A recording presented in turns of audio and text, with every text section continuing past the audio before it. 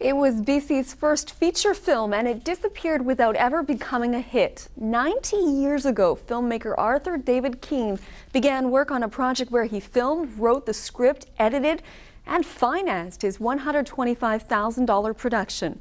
Bruce Kirkpatrick now with This Week in History.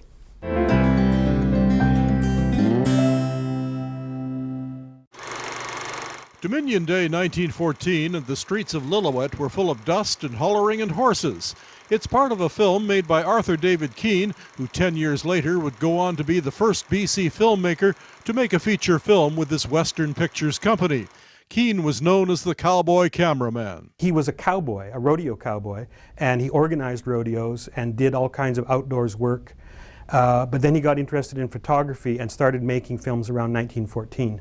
On May 7, 1924, This Week in History, Arthur Keane began filming Policing the Plains, a movie about the Northwest Mounted Police, with Margaret Lougheed playing Britannia, the symbol of British Empire. These pictures were taken when he started shooting in downtown Vancouver. The lead actor was Jack Boyd, dressed in cowboy fashion and in police uniform. And this is a troop of mounted policemen at the Vancouver courthouse being sent out to do their duty. These are actors from Policing the Plains, seen in the only surviving footage directly related to Keane's movie. Policing the Plains was filmed in Vancouver and BC's Caribou and several locations in Alberta.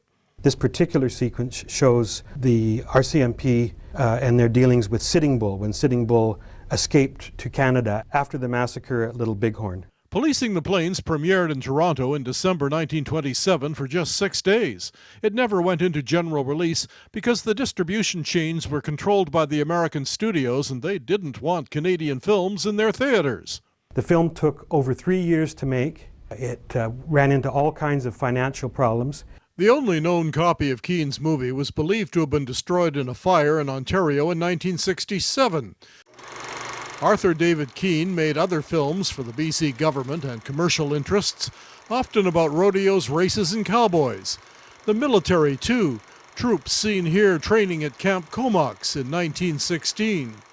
Keane also wrote cowboy adventure stories for newspapers, which appeared with illustrations including the one about a bull and a photographer. Arthur Keane's motion picture legacy, Policing the Plains, is gone forever. He died in 1961 working in his darkroom in Ontario.